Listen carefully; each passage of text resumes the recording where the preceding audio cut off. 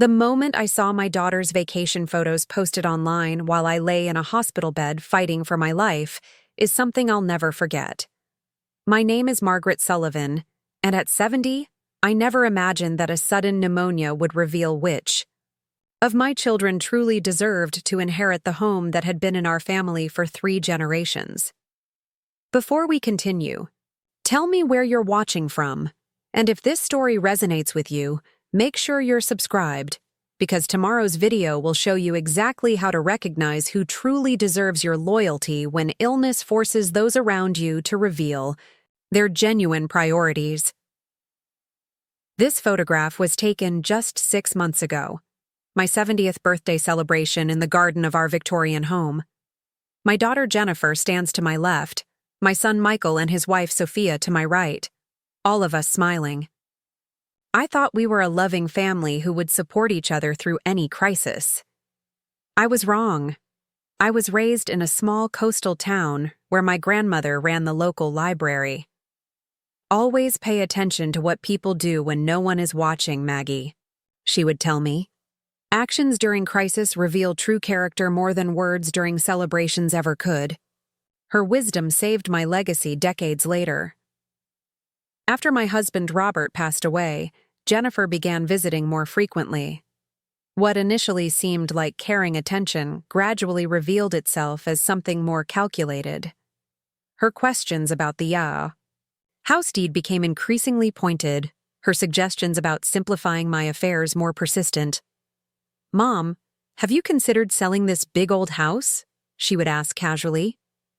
"At your age, maintaining all this space is unnecessary."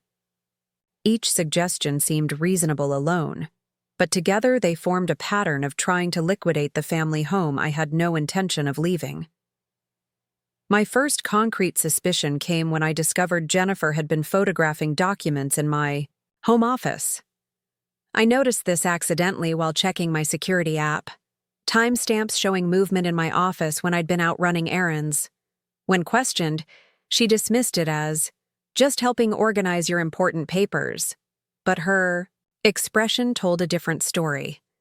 Michael and Sophia lived 3 hours away, their demanding medical careers limiting their visits to once a month. Unlike Jennifer's increasingly frequent appearances, their visits remained consistent, arriving with groceries, helping with home maintenance, and never discussing my finances or suggesting I sell my home. Then came the pneumonia, sudden and severe enough to require hospitalization. The illness struck with little warning, progressing from what seemed like a minor cold to dangerous respiratory distress within 48 hours. By the time the ambulance arrived, I could barely breathe. Michael was first to be notified as my primary emergency contact. Despite being in the middle of his shift as a trauma surgeon, he arranged coverage and drove immediately to the hospital. Sophia followed that evening after arranging time off from her nursing position. "We'll take shifts staying with you," Michael promised. "I've already contacted Jennifer. She should be here by morning." But morning came without Jennifer's arrival. When Michael called to check, her phone went to voicemail without ringing. By afternoon, with no word from my daughter, concern began to evolve into alarm. "I've tried reaching her friends," Sophia reported. "No one has heard from her. Her neighbor said her car isn't in the driveway, but she didn't mention any planned trips." My condition was serious enough that doctors were discussing possible transfer to intensive care if the antibiotics didn't begin working soon. The absence of my daughter during this critical time created a confusion I struggled to process through the fever and medication haze. When Michael had to return for an emergency surgery he couldn't reschedule, Sophia stayed behind. "I'll be back the moment my shift ends," he assured me. Sophia could have returned home with Michael. After all, I was receiving medical care, and she had her own responsibilities.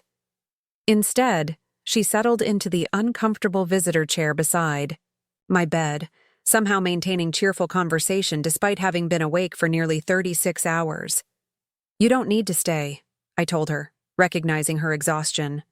"I'm not going anywhere," she replied with simple determination.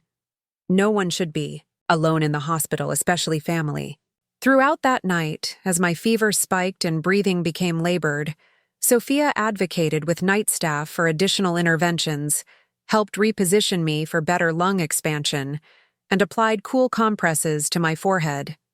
When morning came, and my temperature finally broke, the attending physician credited her vigilant overnight care with preventing a likely transfer to intensive care. By the third day, Jennifer still hadn't returned any calls. Michael had filed a missing person report, concerned that something might have happened to prevent her from responding during a family emergency. That afternoon, as my condition improved, enough to be moved from acute care to a regular room, Sophia's phone chimed with a social media notification. Her expression shifted as she looked at the screen. "Jennifer's not missing," she said quietly, turning the phone toward me. The screen showed a photo posted 30 minutes earlier. My daughter smiling on a beach, cocktail in hand, with a location, tag showing a popular resort in Cancun. The caption read, "Sometimes you just need to escape. Best impulse decision ever. No regrets. Beach life."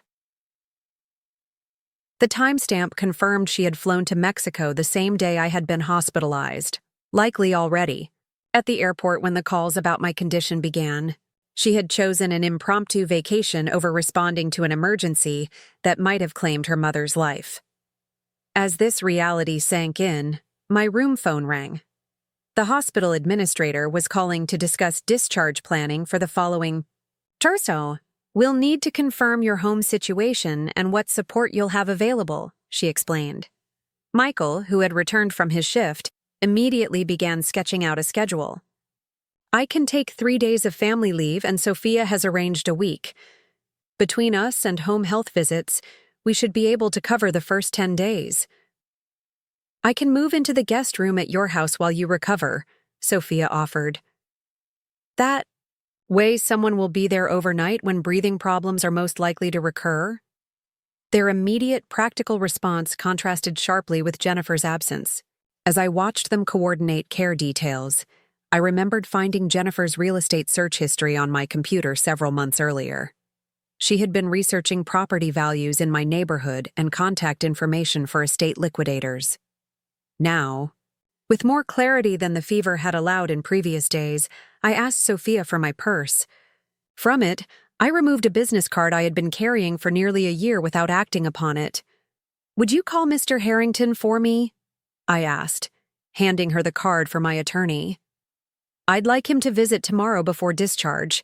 There are some changes I need to make to my will and property arrangements." Jennifer stared at me across the living room, her vacation tan contrasting sharply with the paleness of shock on her face.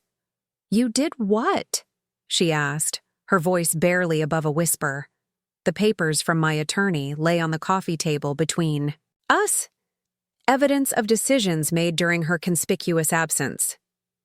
"I've made changes to my will and established a trust for the house," I repeated calmly. "The family home will remain in the family, but not in the way you anticipated." Jennifer had returned from Mexico 5 days after my hospital discharge, arriving at my door with a small gift bag containing resort souvenirs and excuses about her phone not working internationally.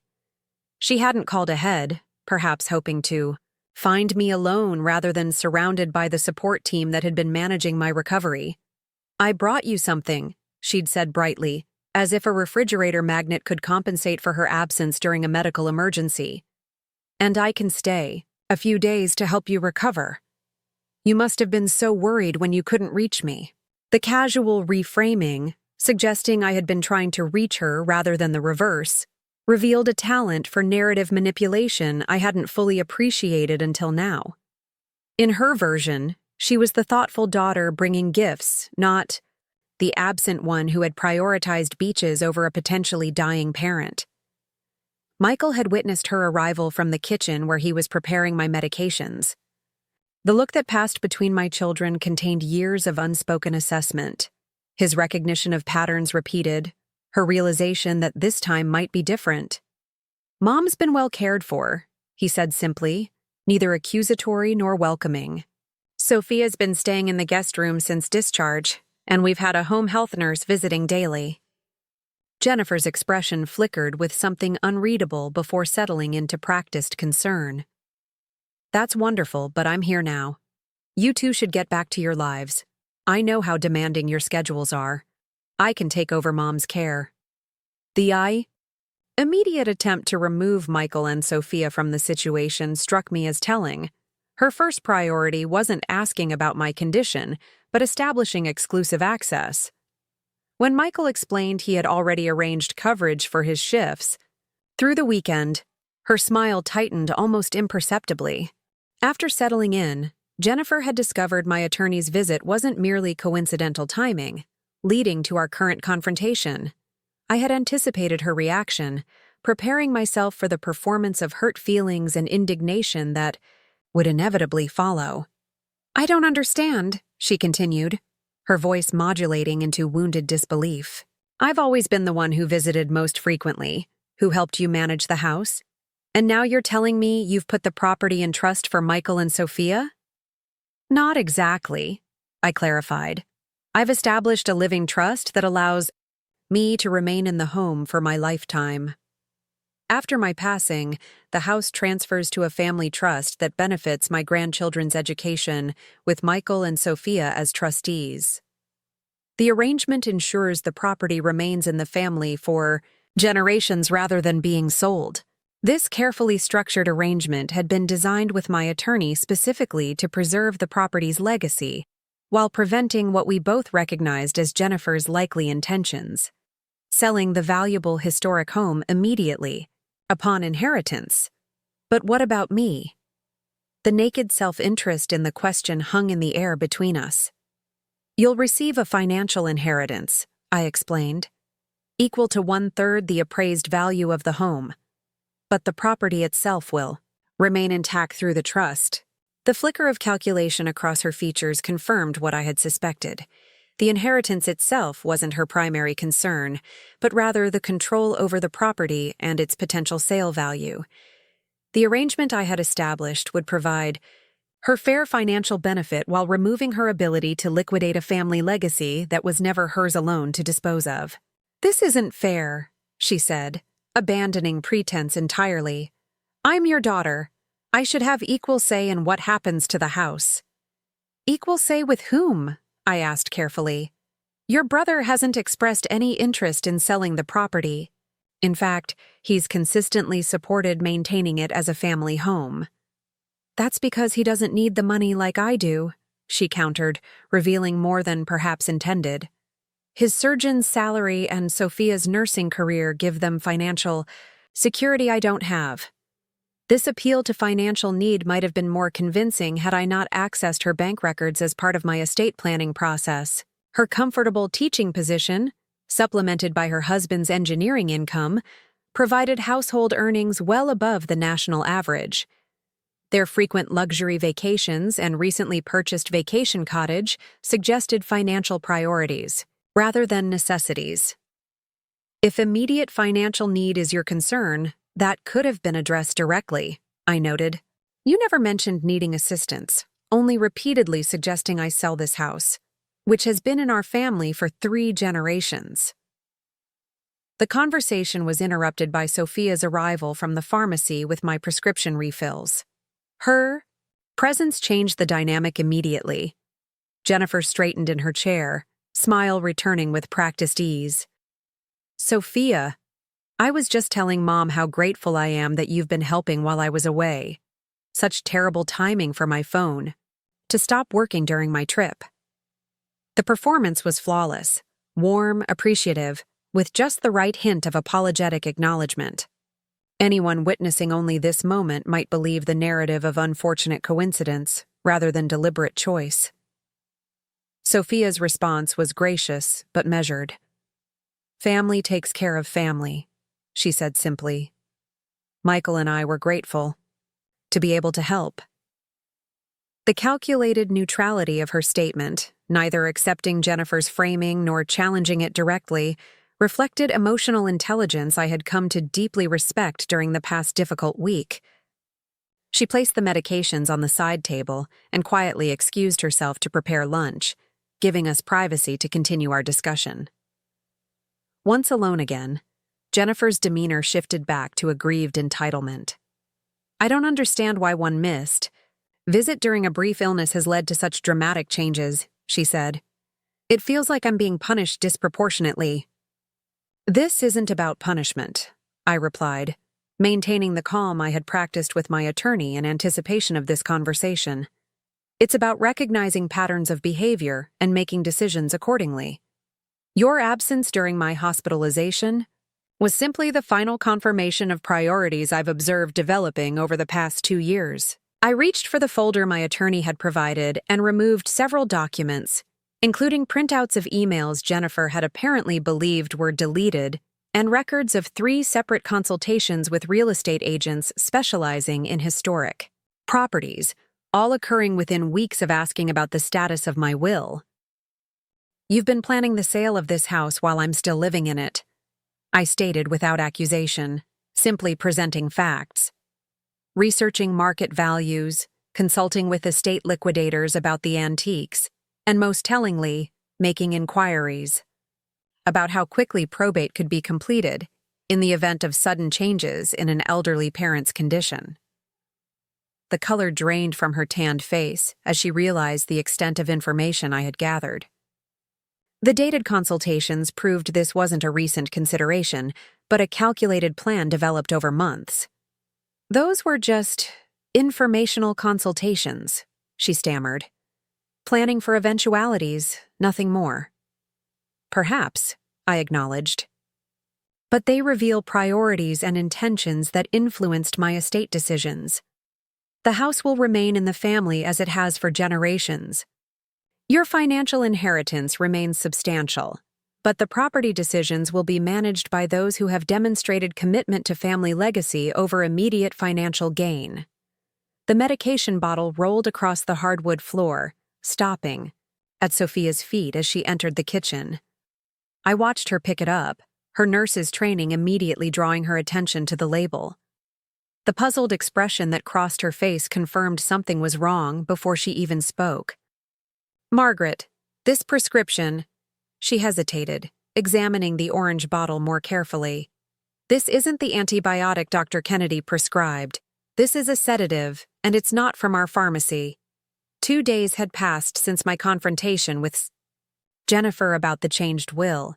She had insisted on staying despite the obvious tension, claiming concern for my recovery while spending most of her time on her laptop in the guest room that Sophia had vacated to give her space. Her behavior had been oddly solicitous, insisting on preparing my medication and meals despite Sophia's continued presence during the day and Michael's evening visits after his hospital shifts. I looked at the bottle in Sophia's hand, recognizing it as the evening medication Jennifer had given me the previous night.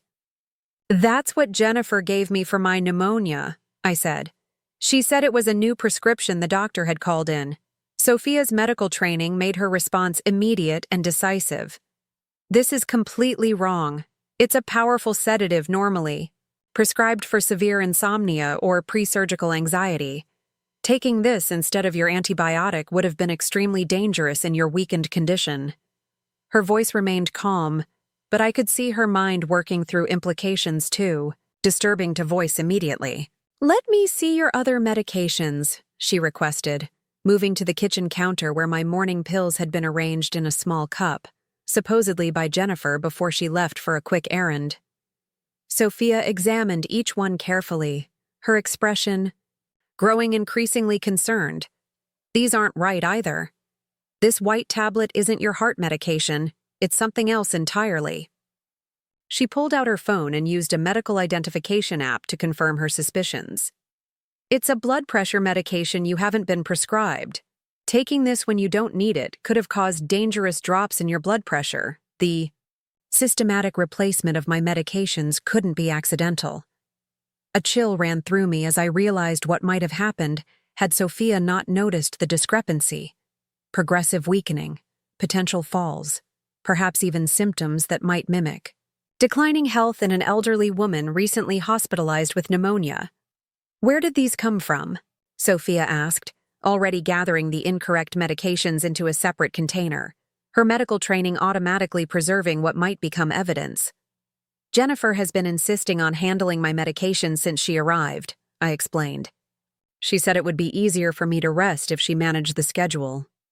Sophia's phone call to Michael was brief and clinical, explaining the situation without emotional speculation, but with enough medical detail to communicate the seriousness. Within 30 minutes, he arrived with a hospital colleague who specialized in geriatric medicine. They documented the medications, compared them with my actual prescriptions, and discussed potential effects with a gravity that confirmed my worst suspicions. These substitutions could have created symptoms of confusion, weakness, and potentially falls serious enough to require extended care, the geriatric specialist explained. In a patient your age recovering from pneumonia, the combined effect could have justified concerns about your ability to live independently. The deliberate architecture of the plan became clear. Not an attempt at immediate harm, but a calculated effort to create conditions that would support Jennifer's narrative about my inability to maintain independent living in the family home. Had it succeeded, her previous suggestions about simplifying my affairs would have appeared prescient rather than predatory. As this realization settled over the room, the front door opened.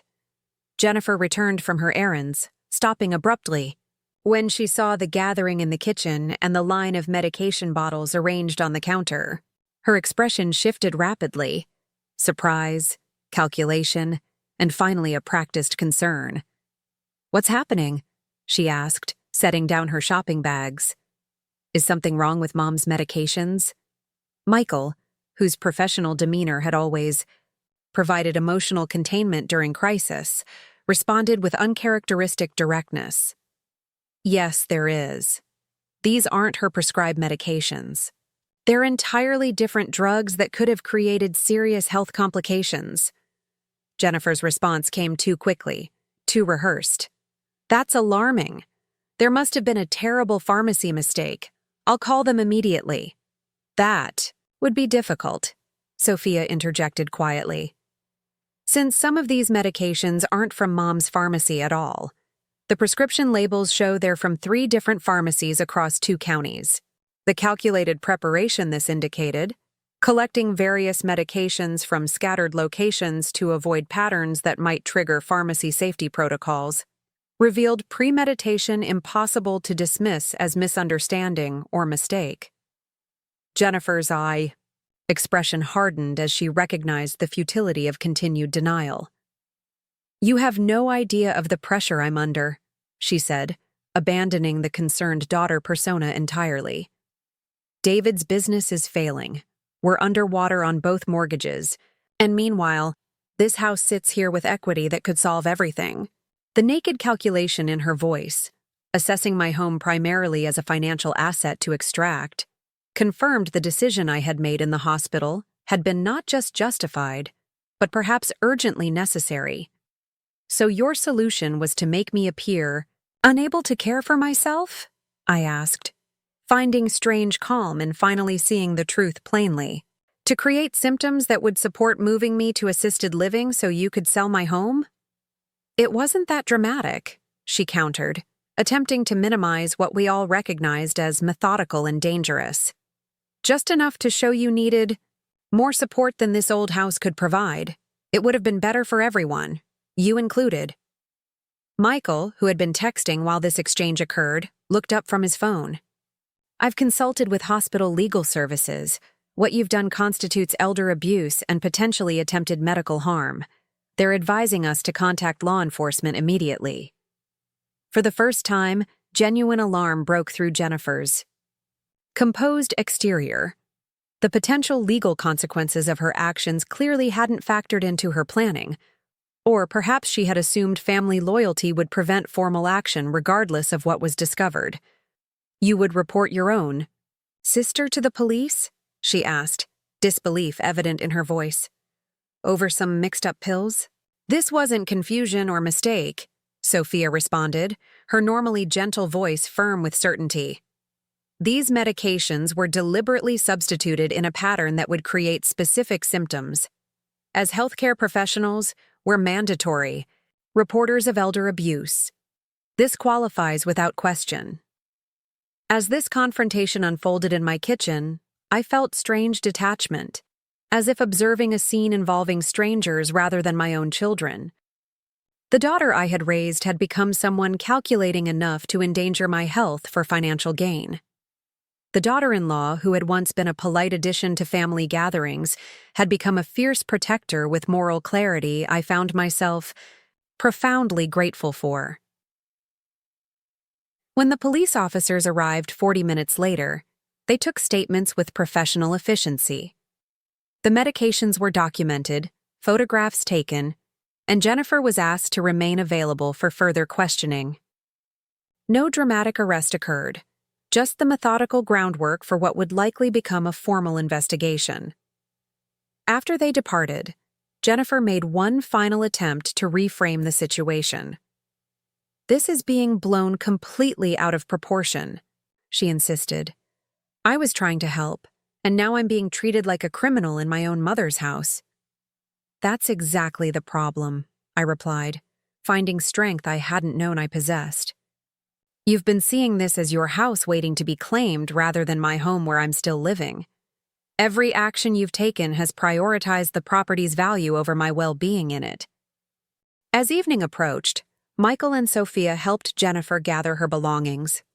No dramatic confrontation marked her departure, just the quiet closing of a chapter in our family story. Michael arranged for a patrol car to drive past the house. Periodically over the coming weeks, a precaution that seemed sadly necessary given what we had discovered.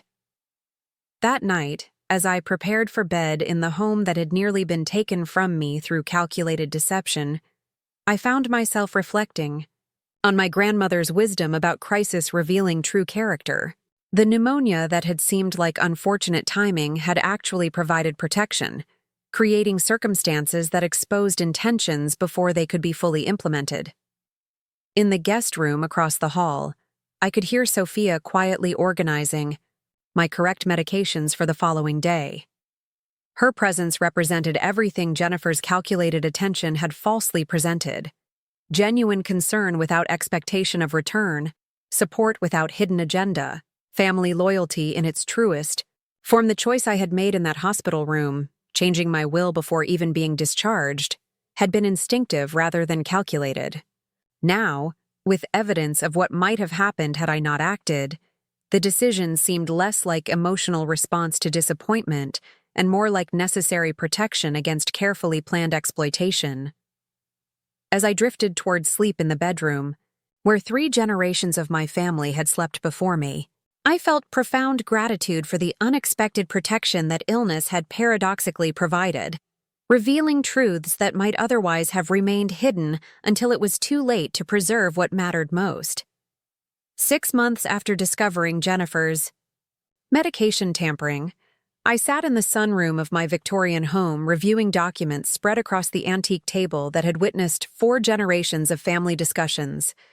The legal papers before me represented both conclusion and beginning, the formal resolution of one chapter in our family story, and the foundation for what would follow.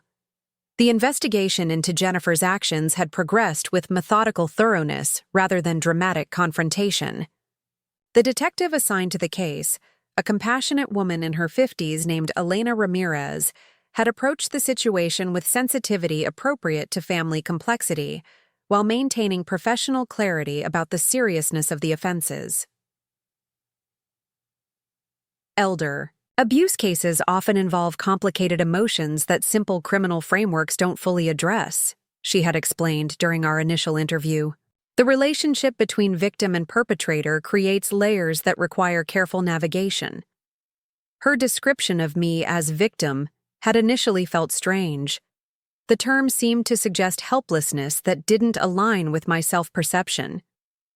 Yet, as the investigation progressed, I had come to understand that recognizing victimization didn't diminish personal agency or strength. It simply acknowledged that someone had violated normal expectations of care and trust in ways that society had rightfully criminalized. The prosecutor had ultimately offered Jennifer a plea arrangement that reflected both the seriousness of her actions and the complications of family context. Rather than facing potential imprisonment that more aggressive charges might have carried, she accepted an agreement that included 3 years of supervised probation, mandatory financial management counseling, restitution for medical expenses resulting from the medication tampering, a restraining order preventing unauthorized contact, community service with organizations serving elderly populations. The consequences seemed appropriately balanced, substantial, enough to reflect the gravity of endangering an elderly parent's health for financial gain, yet structured toward rehabilitation rather than purely punitive outcomes. More difficult than the legal resolution had been the emotional reckoning within. Our extended family, Jennifer's husband David, had initially defended her actions, suggesting maternal melodrama had transformed simple medication confusion into exaggerated accusations.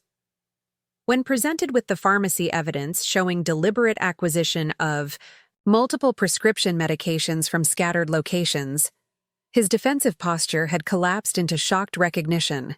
"I knew we were having financial difficulties," he admitted during a difficult conversation with Michael.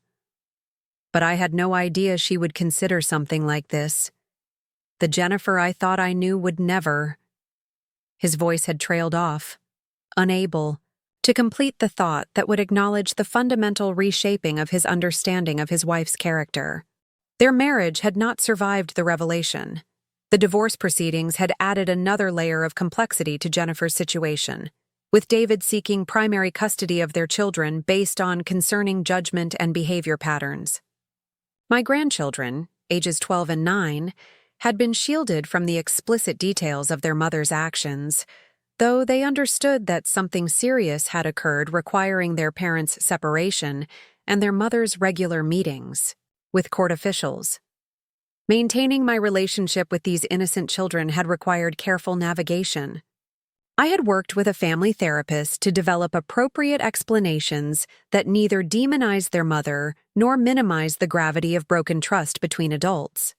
Our monthly visits continued, structured around positive activities that built our relationship independent of the complicated dynamics between their parents and me. "Grandma, are you still mad at Mom?" my 9-year-old grandson had asked during our most recent visit, his perceptiveness catching me off guard. The question deserved honest response without burdening him with adult complexities. "I'm sad about choices that were made," I had answered, carefully. "But that has nothing to do with how much I love you and your sister. Some things between grown-ups take time to heal, but my heart is never closed to you." This balance, honoring children's need for truth while protecting them from details beyond their capacity to process, represented one of the most challenging aspects of our family's reconstruction after Jennifer's actions had shattered previous assumptions about relationships and trust. Michael and Sophia had been my anchors throughout this difficult period. Their steady presence and practical support had created foundation for recovery that transcended the physical assistance required during my initial convalescence from pneumonia. Most remarkably, Sophia had discovered renewed purpose through our family crisis. Her experiences advocating for me in the hospital and subsequently navigating the elder protection system had inspired her to shift her nursing career toward elder advocacy. She had enrolled in a certification program in geriatric care management, positioning herself to help other families navigate the complex terrain of aging parents, medical systems, and protection against exploitation. "Your situation made me realize how vulnerable even the most independent seniors become during health crises," she explained as her new career path took shape. "Most families lack the medical background to recognize when something isn't right. I can bridge that gap." Watching her transform our family's painful experience into protection for others provided unexpected meaning from circumstances I would never have chosen, but now recognized had created possibility for growth, not despite difficulty but through it. The physical home that had been the focal point of Jennifer's exploitation attempts had taken on renewed significance through these developments. Rather than representing just my personal history and comfort, it had evolved into dynamic center for family continuity and community contribution. The living room that had witnessed tense confrontations 6 months earlier now hosted monthly educational sessions where Sophia shared insights about elder care with community members navigating similar challenges. Michael had converted the rarely used formal dining room into meaningful space for medical students from disadvantaged backgrounds to receive mentoring and support during their education. My role had evolved as well. Rather than defining myself primarily as victim of exploitation or passive recipient of protection, I had discovered capacity for contributing to prevention efforts that might protect others from similar experiences. Your willingness to share. Your story provides the foundation for our protection initiatives, Elena had noted during a community education session we had developed together. Statistics don't change behaviors, but personal narratives create recognition and motivation that abstract warnings never achieve. The experience of speaking openly about what had happened, first with law enforcement, then with carefully selected community groups, had transformed isolation into connection. Each time I shared elements of our family's experience, other seniors would approach afterward with whispered accounts of concerning behaviors from family members they had been reluctant to acknowledge or address. I've been afraid to question my son's financial management, one woman confided after a presentation. But hearing your experience helped me recognize patterns I've been trying to ignore. These connections had created unexpected community of support extending beyond my immediate family, relationships built on shared experiences and mutual understanding rather than geographic proximity or long-standing history. The network developing through these interactions provided both practical protection and emotional sustenance during a period of family reconstruction that might otherwise have been defined by isolation and loss. The documents before me on the sunroom table represented the final structural adjustments to family arrangements following everything that had occurred. My attorney had worked with expert colleagues to develop comprehensive protection measures that balanced several crucial considerations. Ongoing security for my independence and decision-making authority. Clear fiduciary responsibilities for those managing aspects of my affairs. Appropriate supports should legitimate health changes affect my capacity. Mechanisms for my grandchildren's well-being regardless of their parents' circumstances. Legacy preservation ensuring the family home would remain protected. The resulting framework provided layered protection without creating rigid constraints that might prevent appropriate adjustments as circumstances evolved. Rather than reflecting fear or distrust as primary motivation, the arrangements represented thoughtful preparation grounded in realistic assessment of both protection needs and positive opportunities. Perhaps most significantly, these arrangements created space for potential healing over time rather than permanent severance. The provisions included structured pathway for Jennifer's eventual reintegration into family financial arrangements following demonstrated rehabilitation and sustained behavioral change. This reflected neither naive forgiveness, ignoring serious breach of trust, nor permanent punishment that denied possibility of meaningful transformation. As I signed the final documents, I felt profound recognition of how crisis had revealed truths about family relationships that might otherwise have remained obscured until irreversible damage had occurred. The pneumonia that had initially seemed purely medical emergency had paradoxically provided protection, creating circumstances where character and priorities were revealed with clarity that casual family interactions might never have provided. Maggie, grandmother's wisdom about crisis revealing true character, had proven not just accurate but life-saving. The insight had enabled recognition of patterns that might otherwise have been dismissed as isolated concerns or unfortunate misunderstandings, rather than systematic exploitation requiring intervention.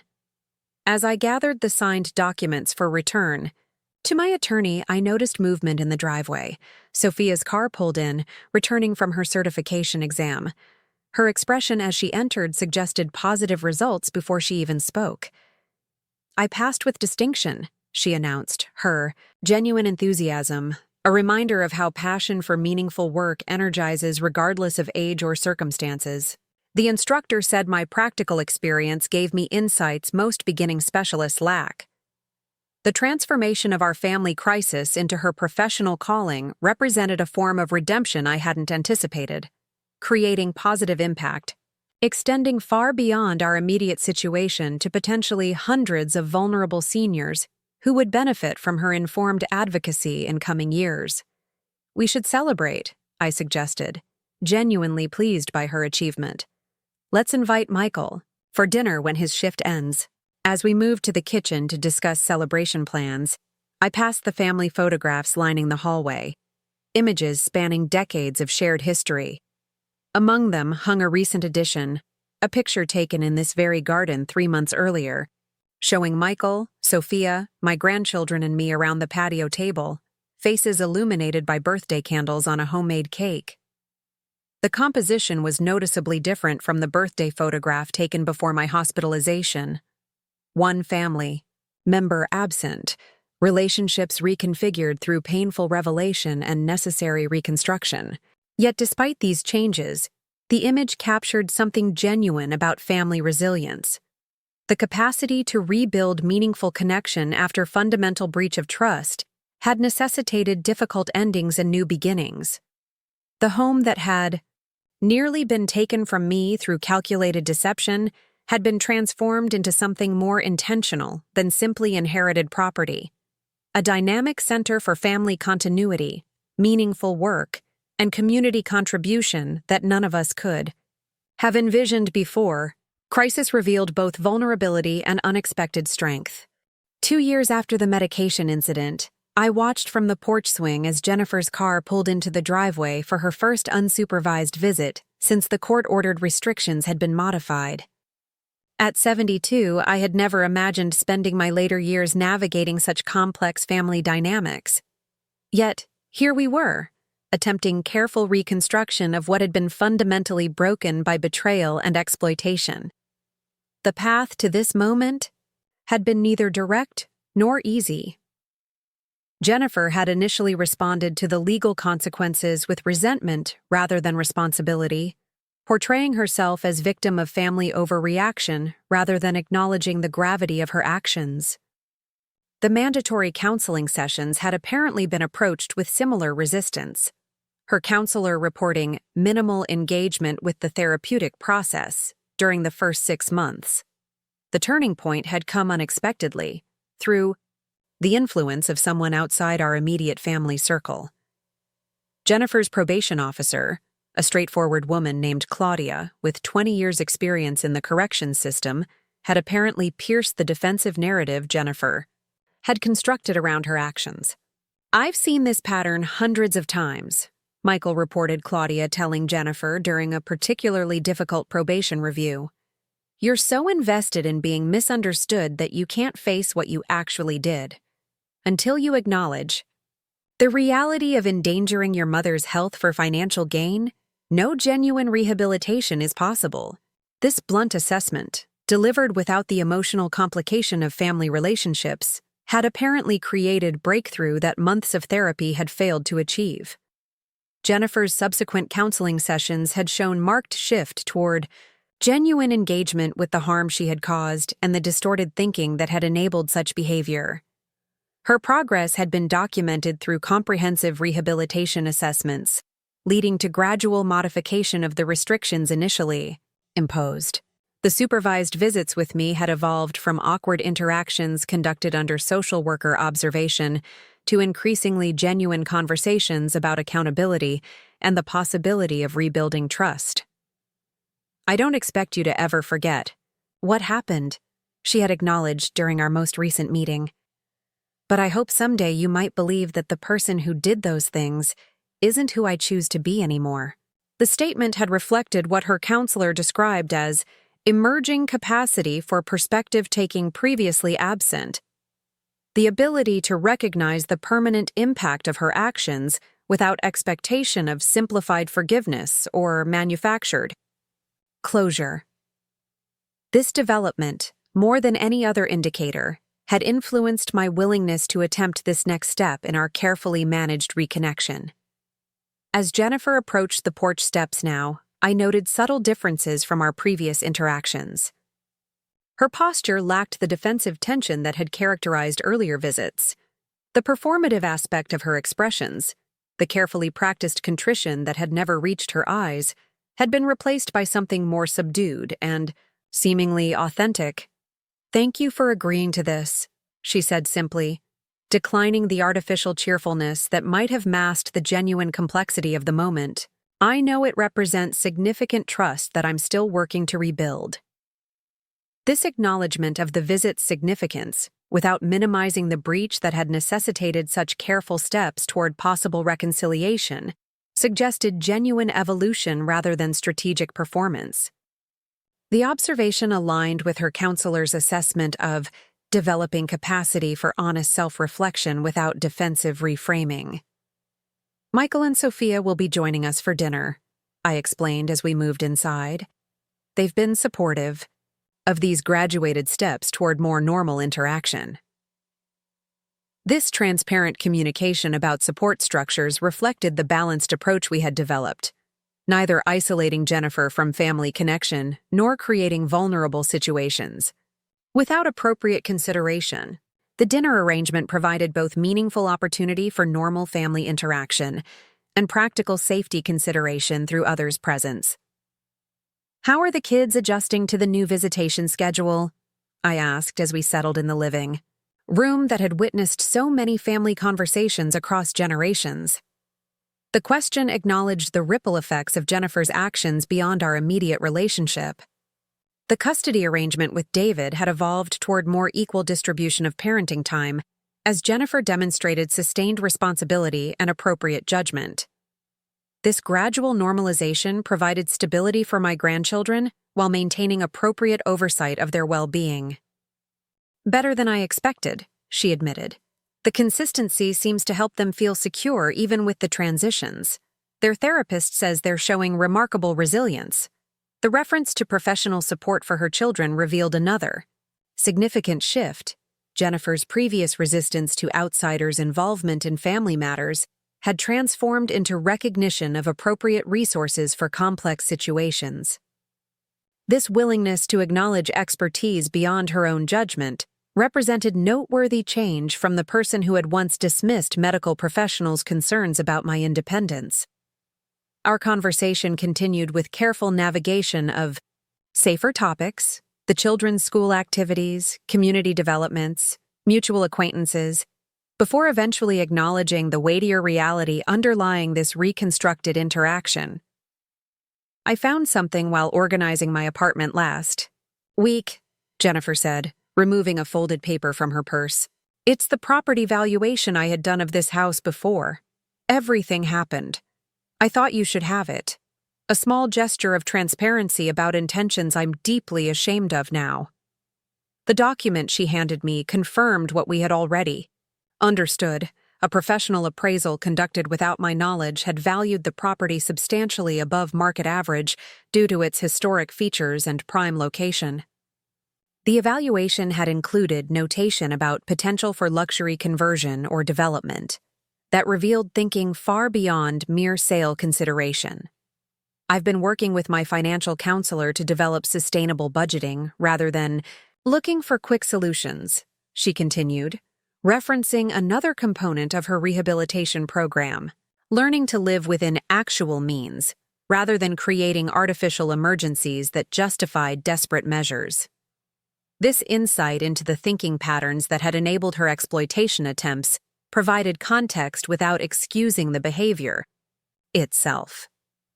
The recognition of distorted financial perspective as contributor to harmful actions demonstrated developing self-awareness essential for preventing similar situations in future. As we sat together in careful conversation, the doorbell announced Michael and Sophia's arrival. Their entrance shifted the dynamic, creating broader family context that distributed interaction beyond the intensity of our one-on-one dialogue. Watching Jennifer engage with her brother without the defensive posture that had characterized their previous encounters suggested genuine progress rather than performance for my benefit. Sophia's contribution to the evening proved particularly noteworthy. Her professional evolution into elder advocacy had created unique perspective on exploitation dynamics. Yet she navigated interaction with Jennifer without clinical distance or judgment that might have emphasized power imbalances.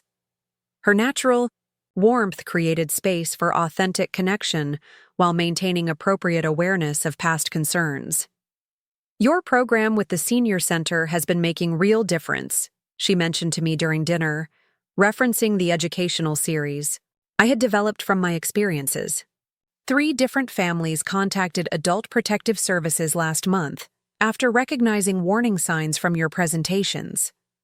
This acknowledgement of something positive emerging from our family's painful experience created momentary connection. Across the table, shared recognition that despite everything that had occurred, meaningful prevention work was helping protect others from similar harm. Jennifer's expression reflected complex emotion, pride in her mother's contribution alongside inevitable recognition of her role in creating the circumstances that had enabled such work. "I've been thinking about how I might support that education effort," she said cautiously. "Not inserting myself inappropriately, but perhaps writing something about the thinking patterns that enable family exploitation. If that might help others recognize warning signs in themselves before acting on them."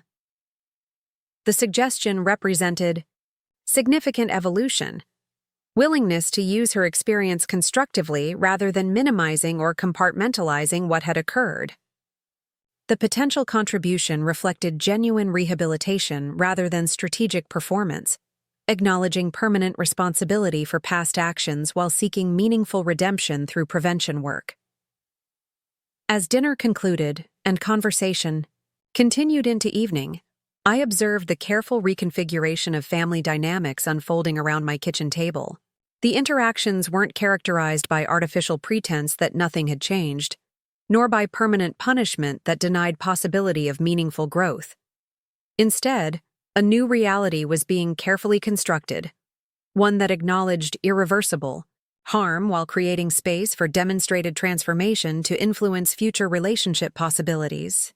When Jennifer prepared to leave, our goodbye held neither the awkward formality of early supervised visits nor falsely restored intimacy that would have denied the journey still underway. The careful hug we exchanged acknowledged both distance, traveled and distance yet to go in rebuilding what had been fundamentally damaged through betrayal. "Next time, perhaps I could bring the children," she suggested tentatively. "If you and Michael and Sophia think that would be appropriate progression." The request demonstrated continued recognition of the structured nature of our reconnection process, acknowledging others' appropriate role in determining safe parameters, rather than assuming entitled access. This deference to collaborative decision-making rather than individual demand represented significant shift from previous patterns. After Jennifer's departure, I sat with Michael and Sophia in the garden, where generations of my family had gathered through celebrations and challenges alike. The evening air carried familiar scent of heritage roses planted by my grandmother decades earlier, living connection to family continuity that transcended individual choices or momentary circumstances. "What do you think?" I asked them, valuing their perspective without surrendering my own judgment about the evening's significance. "She's doing the work," Michael observed thoughtfully. "Not just compliance with requirements, but actual internal change. Her perspective seems fundamentally different from 2 years ago." Sophia nodded agreement. "The counselor reports align with what we're seeing. Sustained change in thinking patterns, not just behavior modification to satisfy authorities." Their assessment provided valuable context beyond my personal observations, combining professional expertise with family understanding. The balanced perspective, neither naive acceptance nor permanent skepticism, reflected the complex reality of family reconstruction after fundamental breach. As evening deepened into night and they prepared to leave, I found myself reflecting on the journey from that hospital room 2 years earlier to this careful family dinner. The choice I had made while still recovering from pneumonia, changing my will to protect family legacy, had created necessary foundation for everything that followed. Had I not acted decisively in that moment of clarity, the manipulation might have continued undetected until irreversible damage had occurred.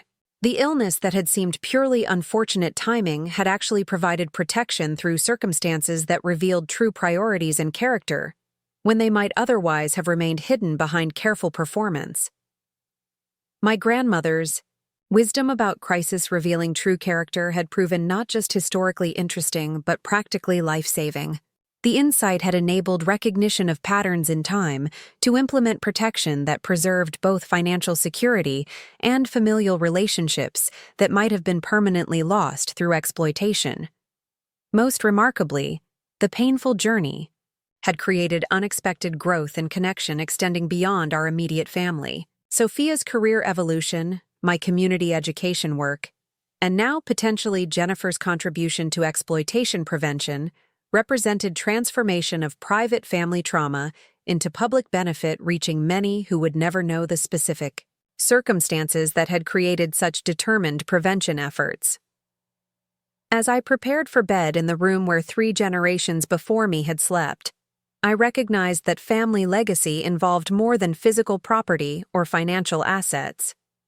The true inheritance I hoped to leave my grandchildren was demonstration of both appropriate boundaries and capacity for carefully earned restoration. Neither naive vulnerability that enabled exploitation, nor rigid punishment that prevented genuine rehabilitation when authentically pursued. The Victorian home that had nearly been lost through calculated deception had become setting for carefully reconstructed family relationships based on demonstrated trustworthiness rather than entitled access. Like the physical structure itself, sturdy foundations supporting walls that had witnessed both joyful celebrations and painful confrontations across decades, our family continued evolving through challenges that revealed both vulnerability and remarkable resilience. 5 years after that fateful hospitalization, I celebrated my 75th birthday in the garden of our Victorian home, surrounded by 3 generations of family. The evening sun cast long shadows across the lawn, where my grandchildren, now teenagers, helped arrange tables for the gathering that would bring together not just family, but the community connections that had evolved through unexpected circumstances. My granddaughter Emma, now 17 and resembling her father David more than Jennifer, adjusted the floral centerpieces with artistic precision. "Is this how great-grandmother would have arranged them?" she asked, referencing family traditions she had embraced with remarkable dedication despite the complicated dynamics of her early adolescence. "Exactly right," I confirmed, touched by her attention to continuity across generations she had never known personally, but had come to appreciate through stories and photographs. She always said flowers should appear as if they had naturally gathered that way, not been formally arranged. The garden that had witnessed family history across decades had been transformed over the past 5 years, not through dramatic renovation, but through purposeful evolution that reflected our changing family story. The formal rose beds remained, tended now with help from all family members during monthly gardening sessions that had evolved into unexpected tradition. Alongside these historic plantings, new elements had been added: a meditation bench where I often started my mornings, accessible pathways that acknowledged aging realities without surrendering independence, and most notably, the teaching garden, where community members gathered for both horticultural education and the seniors' protection workshops that had developed from our family's experience. Michael arrived early, characteristically organized with detailed lists ensuring nothing had been overlooked in the celebration preparations. His medical career had evolved alongside our family transformation, his experience with elder exploitation leading to development of a specialized hospital protocol for identifying at-risk seniors during medical admissions. The Sullivan Protocol, now implemented in healthcare systems across 3 states, had created standardized screening process, helping medical professionals recognize warning signs of potential exploitation before discharge planning placed vulnerable patients at risk. The new hospital board approved funding for full-time social worker dedicated to the Elder Protection Program, he reported while helping arrange seating. They're citing our outcome data showing 40% increase in appropriate interventions before crisis situations develop. This professional evolution represented meaningful legacy, transforming personal difficulty into systemic protection, extending far beyond our immediate family circumstances. The work provided purpose-transcending individual experience while creating permanent structural change that would benefit countless seniors who would never know the specific situation that had motivated such determined prevention efforts. Sophia arrived next with the community education materials we would distribute to birthday guests, not as celebration focus, but as natural extension of the prevention work that had become integral to our family identity. Her career evolution from bedside nursing to specialized elder advocacy had created professional fulfillment beyond anything she had anticipated before that fateful night spent by my hospital bed. The state coalition approved the expanded curriculum, she announced, her genuine enthusiasm for the work undiminished after years of development. They're implementing the family communication modules statewide next month. The curriculum represented collaborative effort spanning 3 years of careful development. My experience providing foundation, Sophia's clinical expertise creating structure, and eventually, Jennifer's carefully integrated perspective offering crucial insight into exploitation dynamics from an unusual vantage point. The resulting education program addressed both protection strategies for vulnerable seniors and communication approaches for families navigating complex care decisions without enabling exploitation patterns. As guests began arriving, neighbors, community partners, professional colleagues connected through our prevention work, I observed the natural integration of celebration and purpose that characterized this phase of life. Unlike earlier birthdays focused primarily on personal milestone recognition, this gathering represented living connection between individual experience and broader community contribution. Elena Ramirez, the detective whose compassionate investigation had created foundation for both justice and eventual healing, arrived with her husband. Her recent promotion to department leadership had created opportunity for systemic improvement in elder exploitation response throughout the region. The professional relationship that had begun through difficult circumstances had evolved into genuine friendship, extending beyond case resolution. The department's newest officers are using your case study in their training this month, she mentioned during our greeting.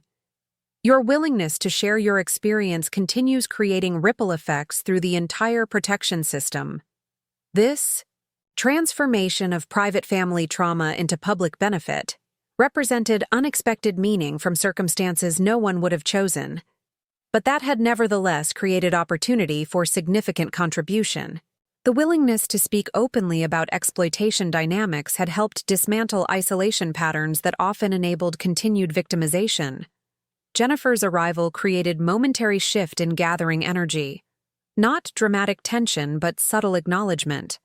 Of journey represented by her comfortable presence at family celebration that would have seemed impossible during earlier phases of our reconstruction. The 5-year process of rehabilitation, accountability, and carefully earned reconnection had created new relationship foundation based on demonstrated trustworthiness rather than assumed entitlement. She had arrived alone. David had established separate life following their divorce, though they had developed functional co-parenting relationship, prioritizing their children's well-being over lingering resentments. Her personal evolution had extended beyond family relationships to professional redirection from real estate into counseling services specifically addressing financial distortion patterns that often preceded exploitation behaviors. The support group has expanded to 3 locations now, she shared when conversation turned to her work. Having someone acknowledge the thinking patterns that enable harmful actions helps others recognize warning signs before crossing boundaries they can't return from. This contribution, utilizing her personal experience constructively rather than hiding or minimizing past actions, represented genuine rehabilitation beyond compliance with court requirements. The willingness to face uncomfortable truths about her own past behavior had transformed into valuable perspective, helping others recognize similar patterns before causing irreparable harm. As dinner progressed and conversations flowed around multiple tables, I found myself observing the remarkable community that had developed through circumstances that once seemed purely destructive.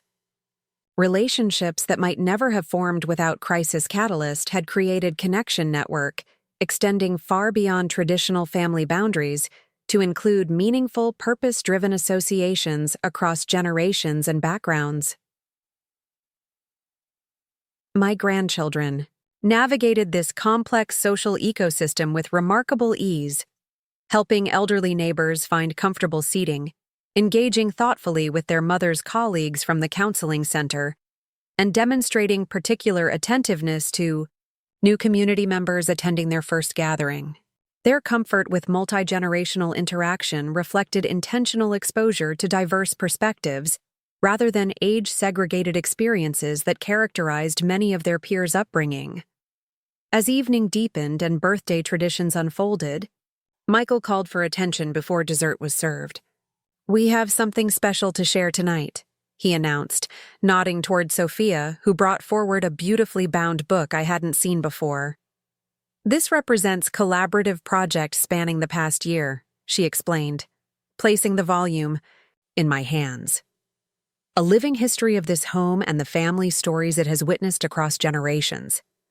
The book opened to reveal not just photographs and historical documentation, but carefully gathered narratives from multiple perspectives: my own recollections of childhood in the house, Michael's memories of summer visits to his grandparents, Jennifer's reflections on family traditions, and most meaningfully, the next generation's emerging understanding of their place within continuing story. Community members had contributed perspectives on the home's significance beyond private family meaning. Its architectural importance, historical context, and evolving role as gathering place for both celebration and education. "We wanted to document what you've protected and cultivated," Michael explained as I turned pages containing multi-layered family history. "Not just physical structure, but living legacy connecting generations." This tangible representation of intangible values, the careful documentation of what might otherwise remain unspoken understanding, created bridge ensuring continuity beyond individual lifespans. The collaborative nature of the project reflected healthy integration of multiple perspectives rather than single narrative dominating family understanding. Perhaps most remarkable was Jennifer's contribution, neither minimized due to past actions nor artificially elevated beyond appropriate place. Her chapter acknowledged both childhood connection to the family home and the period when she had viewed it primarily as financial asset rather than irreplaceable heritage. The honest integration of this difficult chapter alongside celebrations and traditions created authentic family history rather than sanitized version that would have lacked meaningful truth. As night fell and lanterns illuminated the garden, youngest, guests departed while core group remained for quieter reflection. Appropriate to birthday's conclusion, the natural transition from larger celebration to intimate gathering reflected balanced approach to community connection and family closeness that characterized this phase of life. Seated in circle that included both blood relations and chosen family forged through crisis and purpose, conversation turned naturally to legacy considerations beyond material inheritance. The trust arrangements established 5 years earlier had created structural protection, but this evening's discussion addressed deeper questions about values, transmission, and meaning preservation. "What do you hope we remember most?" my grandson asked with teenage directness that often penetrated social conventions to reach essential questions. Beyond the house itself, what matters most to you about what continues? The question deserved thoughtful response rather than reflexive platitudes. "I hope you remember that family connection requires both boundaries and forgiveness," I answered after careful consideration. "That meaningful relationships depend on demonstrated trustworthiness rather than automatic entitlement, and that even profound breaches can be healed through genuine accountability rather than performative apology." These insights, hard-earned, through circumstances no one would have chosen, represented wisdom that might serve future generations navigating inevitable family complexities. The capacity to establish necessary protection without surrendering possibility of authentic rehabilitation, when genuinely pursued, offered balanced approach to human imperfection within family systems.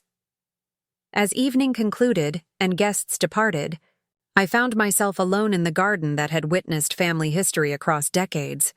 The Victorian home that had almost been lost through calculated deception now stood secure not just through legal protections, but through shared understanding of its significance beyond financial valuation. My grandmother's wisdom about crisis, revealing true character, had provided foundation for navigating circumstances that might otherwise have resulted in either naive vulnerability, enabling continued exploitation, or rigid punishment, preventing genuine healing when authentically possible. The balanced approach, protecting necessary boundaries while remaining open to demonstrated transformation, had created possibility for family reconstruction that honored both justice requirements and human capacity for meaningful change. Free. Choice made in that hospital room 5 years earlier, changing my will before even being discharged, had created necessary foundation for everything that followed. Had I not acted decisively in that moment of clarity, manipulation might have continued undetected until irreversible damage occurred to both family relationships and material legacy meant to connect generations rather than benefit single individual. I prepared to enter the home where generations before me had navigated their own challenges and celebrations. I felt profound gratitude for the unexpected wisdom crisis had revealed, not just about individual character, but about family resilience that transcends individual choices or momentary circumstances.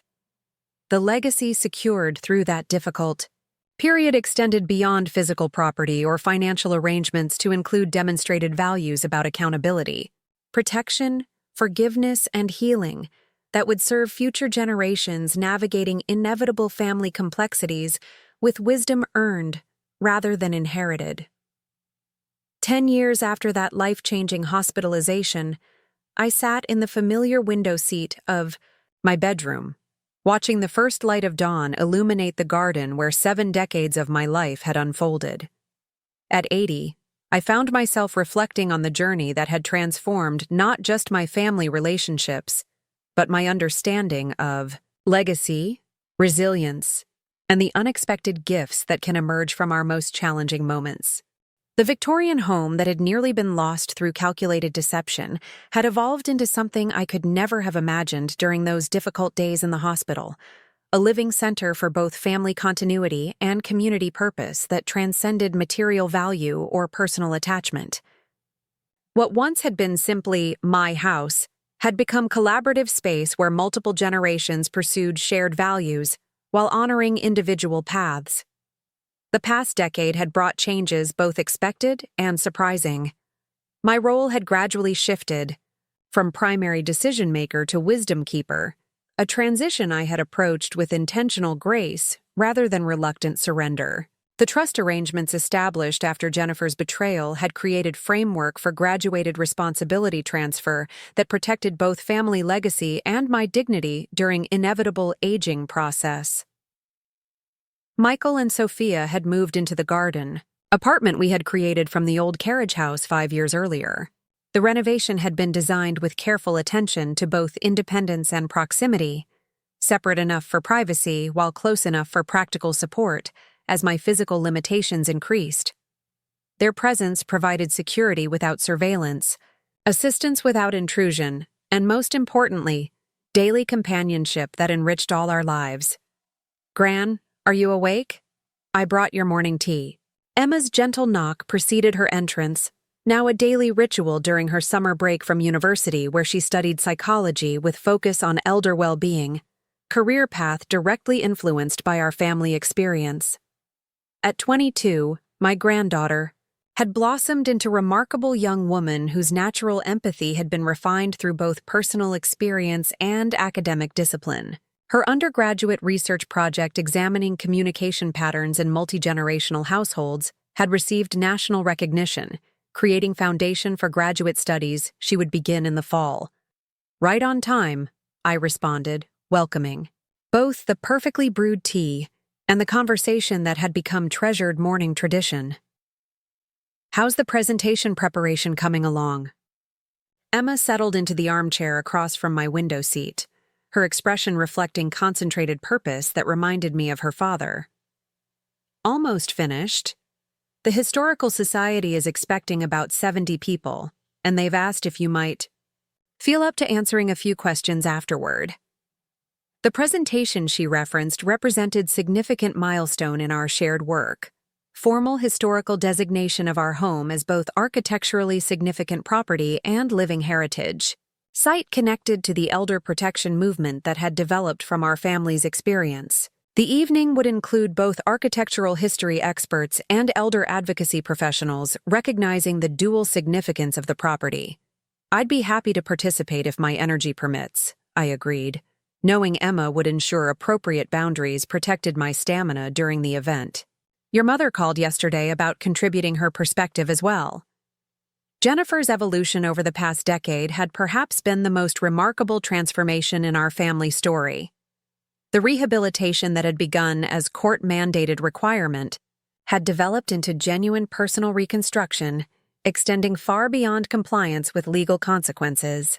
Her counseling practice, specializing in financial distortion patterns, had grown into respected program serving individuals at risk of exploitation behaviors before irreversible damage occurred.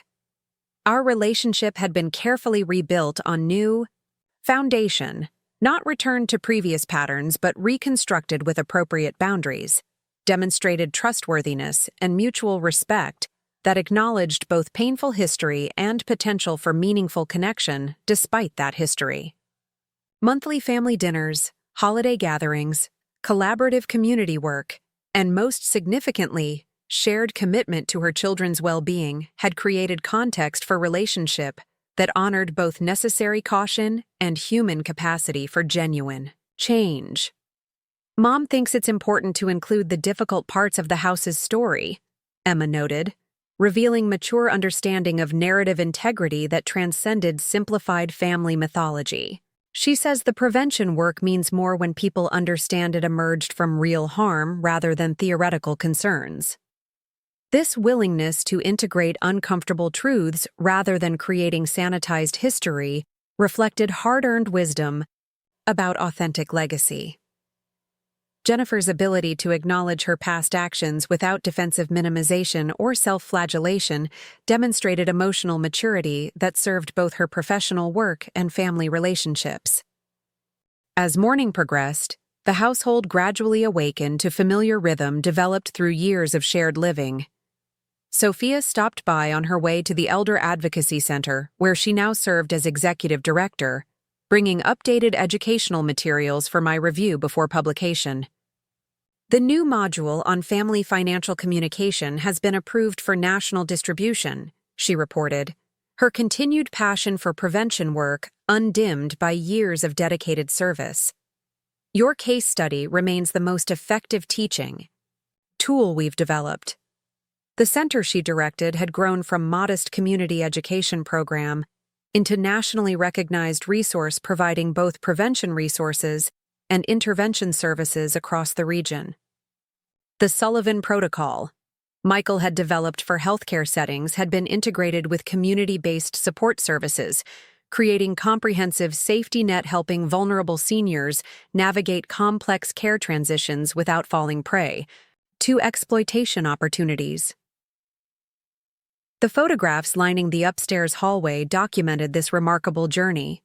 Not just traditional family portraits marking expected milestones, but images capturing the evolution of purpose that had emerged from crisis. Pictures of community workshops, professional training sessions, award ceremonies recognizing prevention initiatives, and most meaningfully, groups of seniors whose increased security had resulted from protections our family's experience had helped create.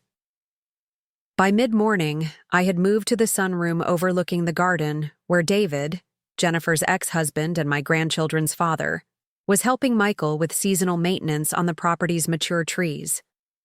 Their relationship had evolved from awkward coexistence necessitated by shared parenting responsibilities into genuine friendship based on mutual respect and shared values that transcended the marriage that had once connected them. The arborist confirmed the oak needs pruning before storm season, David reported when they paused for water break. His environmental science background had proven valuable for maintaining the property's historic landscape, knowledge he now shared willingly, despite having no formal connection to the house following his divorce from Jennifer. This expanded understanding of family, including individuals connected through purpose and commitment, rather than merely legal or biological ties, represented one of the most unexpected developments of the past decade. David's continued participation in maintenance projects, holiday celebrations, and community education events demonstrated relationship not with his ex-wife, but with multi-generational household that had provided stability for his children during difficult transitions. The afternoon brought arrival of community partners gathering for final planning of the historical designation ceremony. Elena Ramirez, now retired from police work but actively involved in elder justice initiatives, reviewed security arrangements ensuring the public event wouldn't create vulnerability at property known to House Elder Protection Resources. "We're expecting media coverage beyond local outlets," she noted during our planning session. "The combination of architectural significance and elder advocacy makes this designation uniquely newsworthy." The publicity surrounding the event carried both opportunity and responsibility, chance to expand prevention awareness while maintaining privacy boundaries appropriate for family still engaged in sensitive work. The careful navigation of these considerations reflected sophisticated understanding of public narrative that protected essential privacy, while offering genuine transparency about elements that might benefit others. As planning concluded and afternoon faded toward evening, I found myself drawn to the home office where organizational documents were stored in careful order, reflecting both historical significance and ongoing operational needs. The family trust paperwork, estate arrangements, historical documentation, and education program materials occupied adjacent shelves. Physical representation of integrated purpose that connected personal legacy and public contribution. The original "Will I had changed in that hospital room 10 years earlier" remained preserved alongside subsequent revisions reflecting family evolution. That initial decisive action, protecting the house from exploitation while still recovering from pneumonia, had created foundation for everything that followed. Had I hesitated or succumbed to familial pressure for simpler arrangements, the multifaceted legacy now firmly established might have been irretrievably lost before its potential was even recognized. My grandmother's wisdom about crisis revealing true character had proven prophetic beyond her likely intention. The pneumonia that had seemed purely unfortunate medical event had created circumstances where priorities and values were exposed, with clarity that casual family interactions might never have provided. The daughter who chose vacation over crisis response, the daughter-in-law who stayed through difficult nights, the son who balanced professional responsibilities with family obligations, each revealed essential character that might otherwise have remained obscured until far more consequential circumstances forced recognition. The evening brought final gathering before the next day's official ceremony. Intimate dinner, including only immediate family members whose shared journey had created foundation for the public recognition that would follow. 3 generations around the dining table that had witnessed both painful confrontations and healing reconciliations over the past decade engaged in conversation that moved seamlessly between practical logistics, meaningful reflections, and occasional laughter that acknowledged human imperfection with compassion rather than judgment. Jennifer arrived last, bringing dessert she had prepared and appropriate explanation for her tardiness. The support group ran long today. One of our new participants had breakthrough understanding about patterns she's been struggling to recognize. It felt important to provide proper closure rather than watching the clock. The matter-of-fact acknowledgement of competing priorities and thoughtful decision-making demonstrated continued evolution rather than reflexive self-justification that might have characterized earlier phases. The casual mention of group participants' breakthrough revealed genuine investment in others' growth rather than performative service fulfilling court requirements or reputation management. As dinner conversation unfolded, I observed the natural interactions between family members whose relationships had been fundamentally altered by betrayal and subsequent healing. Michael and Jennifer engaged in comfortable conversation about professional intersections between healthcare protocols and community counseling services. Emma shared insights from her university research with genuine interest from all adults present. Sophia and David discussed landscape preservation with shared enthusiasm transcending complicated historical connections. These interactions, neither artificially harmonious nor perpetually guarded, reflected hard-earned wisdom about family relationships following serious breach of trust. The careful reconstruction had created something neither naively restored nor permanently damaged, but thoughtfully rebuilt with appropriate boundaries, demonstrated trustworthiness over time, and shared purpose providing meaningful connection, beyond simplified emotions. After dinner, Jennifer lingered as others dispersed to various evening activities. The moment created opportunity for private conversation, appropriate to upcoming public recognition, involving our complicated family story. "I've been thinking about tomorrow's ceremony," she began, characteristic directness reflecting continued commitment to authentic communication rather than comfortable pretense.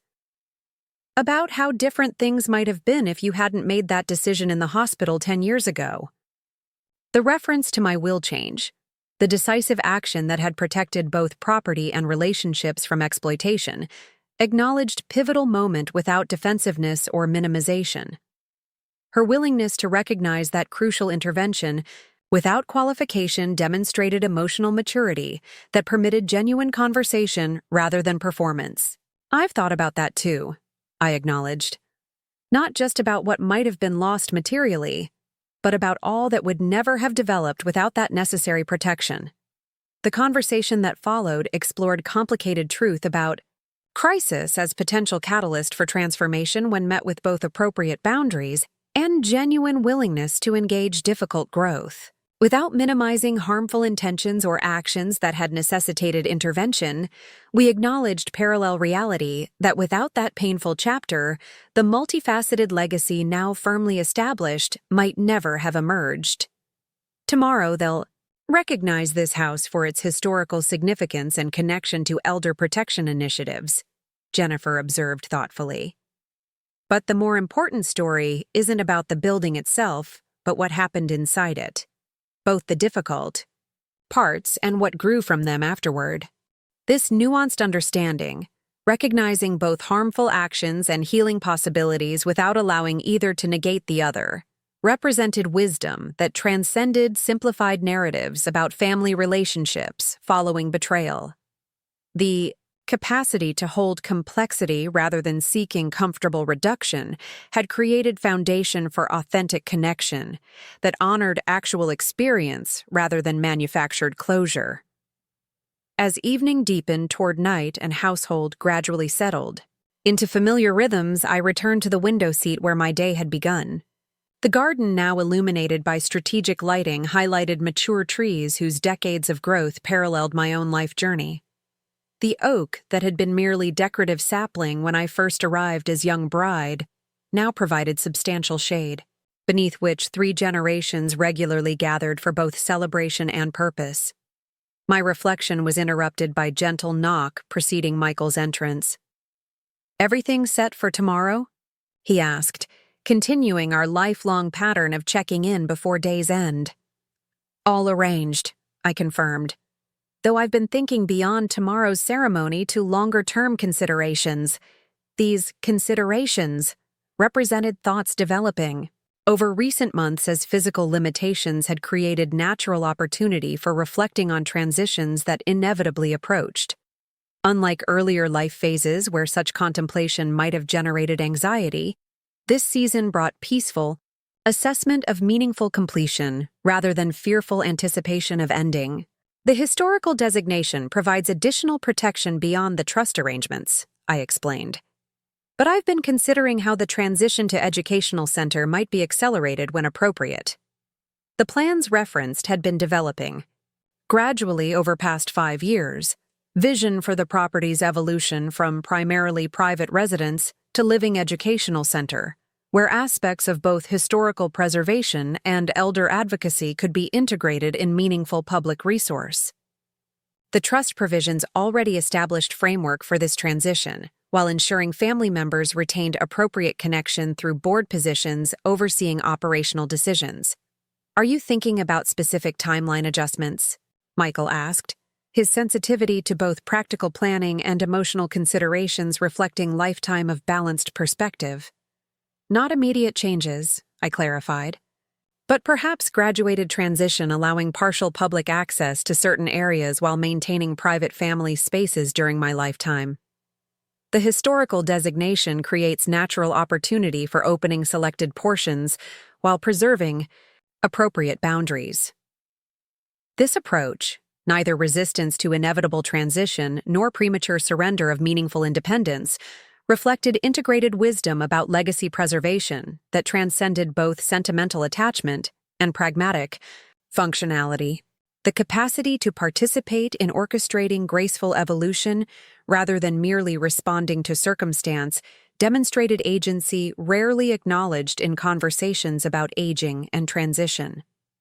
As Michael departed with thoughtful acknowledgement of both the practical proposal and its deeper implications, I found myself alone with final reflections before sleep would conclude this day preceding public recognition of our family's journey. The Victorian home that had witnessed 7 decades of my life had become far more than personal residence or material asset, evolving into living embodiment of values, relationships, and purpose that transcended individual ownership or control. The transformation had not been entirely planned or orchestrated, but had emerged through responsive engagement with circumstances both chosen and imposed. The pivotal decision made in hospital room 10 years earlier had created necessary foundation, but subsequent evolution had required countless choices by multiple individuals committed to purpose larger than personal comfort or convenience.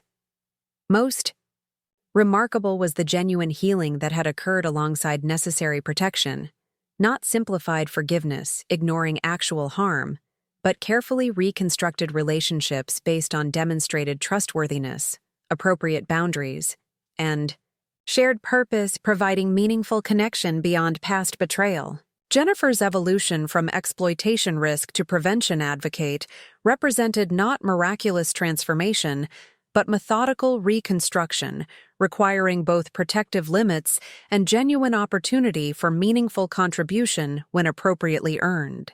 As sleep approached on this night before public recognition of decade-long journey, I found myself reflecting on my grandmother's wisdom that had guided crucial early decisions when exploitation threat first emerged. Crisis reveals true character, she had often observed from her library desk, where generations of community members had sought both literature and life guidance. The insight had proven more profound than perhaps even she had recognized, not just revealing individual character in isolated moments, but illuminating relationship patterns, value systems, and potential either for exploitation or meaningful protection within family structures. The wisdom had provided foundation for navigating complex territory, where neither naive trust nor permanent suspicion would have served authentic well-being or legacy preservation. As morning light would soon bring official recognition of both architectural significance and elder advocacy contributions, I felt profound gratitude for the unexpected journey that had transformed private family crisis into public benefit, extending far beyond our immediate circumstances. The legacy secured through that difficult period extended beyond physical property or financial arrangements to include demonstrated values about accountability, protection, forgiveness, and healing that would serve future generations navigating inevitable family complexities with wisdom earned rather than merely inherited. The Victorian home that had nearly been lost through calculated deception had become living testament to possibility that even profound betrayal, when met with both appropriate boundaries and genuine opportunity for rehabilitation, could potentially create foundation for transformation, benefiting many beyond those immediately affected by original harm.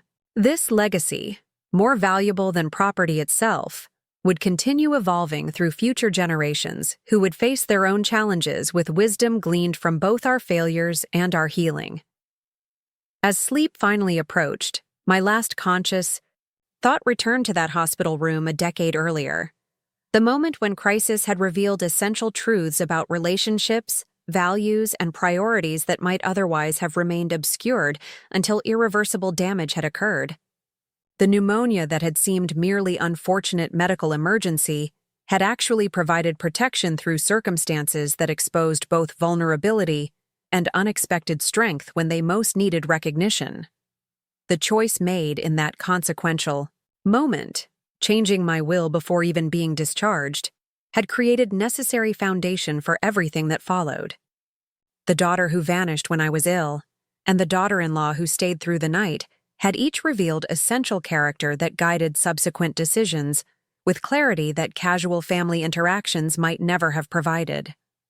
The discharge, day choice, made with both clear-eyed assessment and compassionate understanding of human complexity, had preserved not just physical property, but opportunity for family reconstruction that honored both necessary protection and genuine possibility for meaningful transformation when authentically pursued.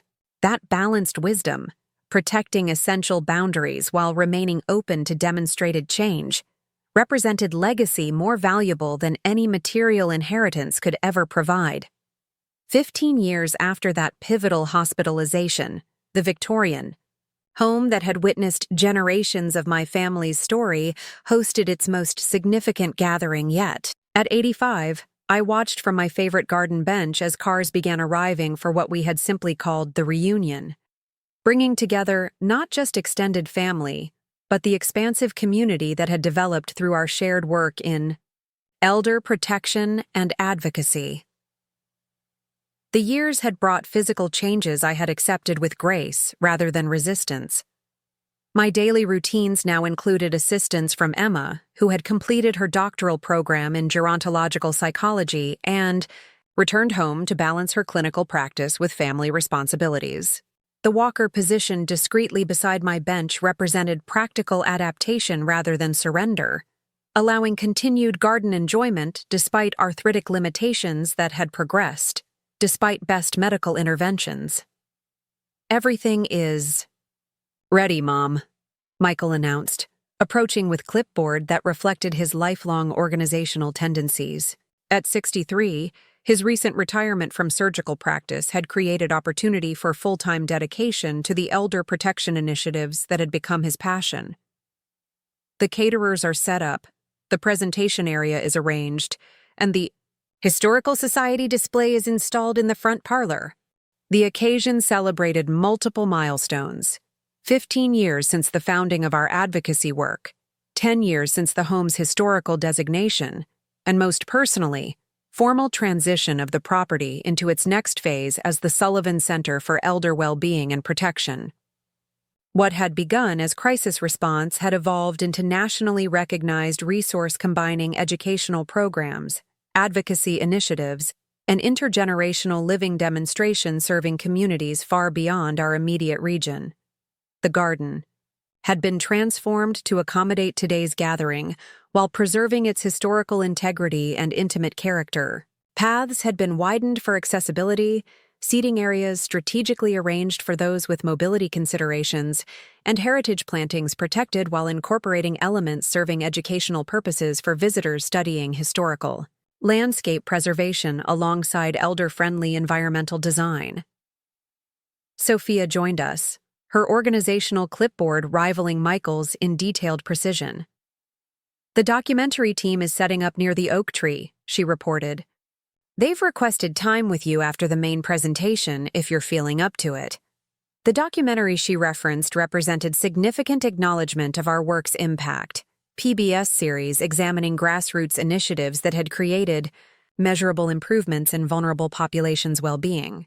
The production team had spent weeks interviewing family members, community partners, and beneficiaries of programs developed through our advocacy efforts. "I'll see how my energy holds," I agreed, the wisdom of age having taught me to balance commitment to meaningful contribution with realistic assessment of physical limitations. Let's prioritize the intergenerational panel discussion. This panel, featuring perspectives spanning from teenagers to centenarians discussing effective protection strategies across age boundaries, represented the collaborative approach, distinguishing our work from traditional elder services, often creating artificial separation between providers and recipients of assistance. The integrated model we had developed recognized wisdom, vulnerability, and strength existing across all age groups when properly engaged.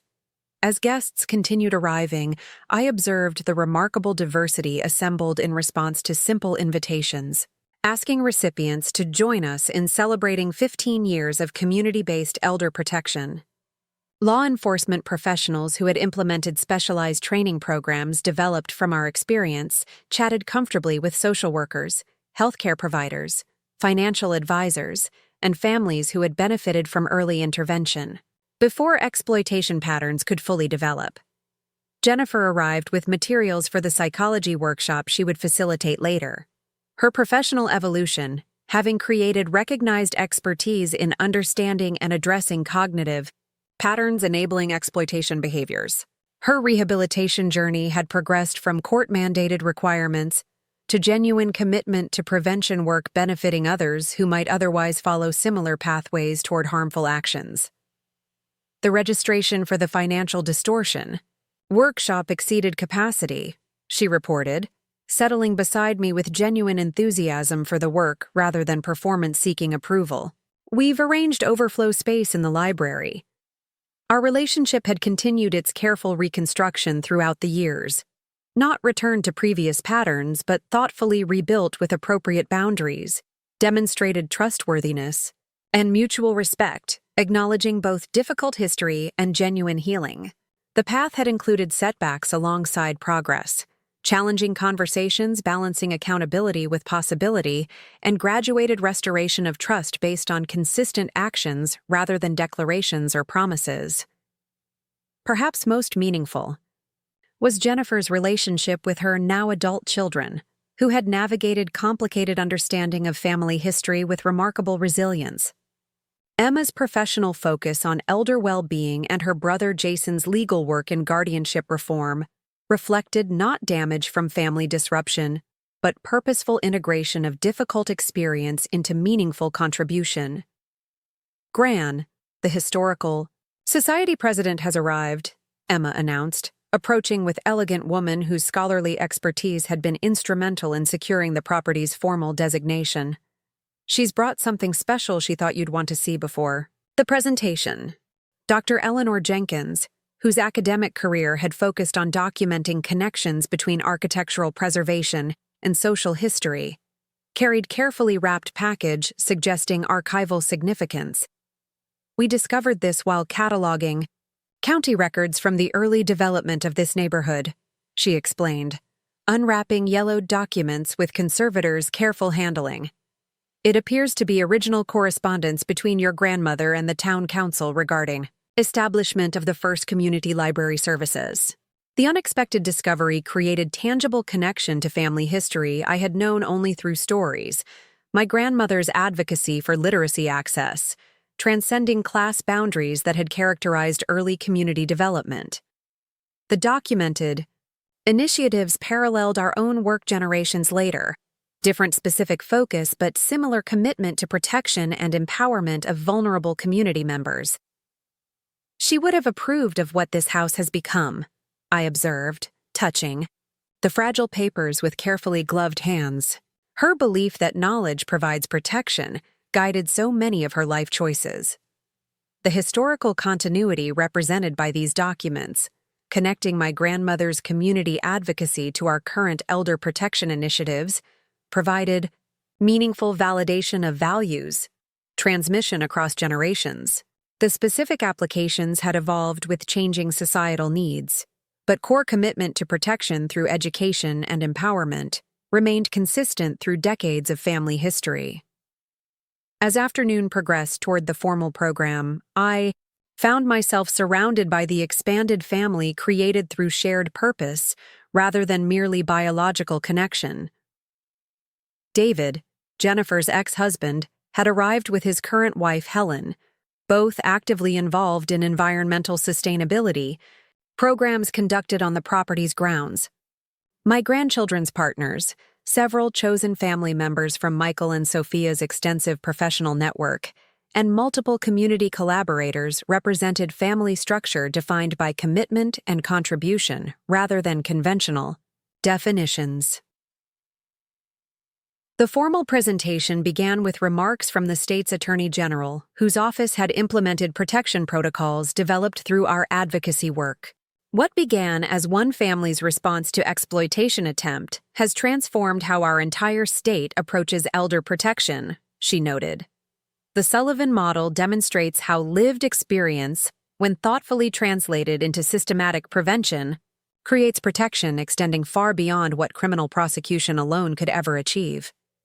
This public recognition of work emerging from private family trauma represented transformation I could never have imagined while lying in that hospital bed 15 years earlier. The pneumonia that had seemed merely unfortunate medical event had created circumstances where fundamental truths about relationships and priorities were revealed with clarity that might otherwise never have emerged before irreversible damage occurred. The program continued with presentation chronicling our journey from crisis response to systematic advocacy. Michael outlined the healthcare protocols now implemented in hospitals throughout the region.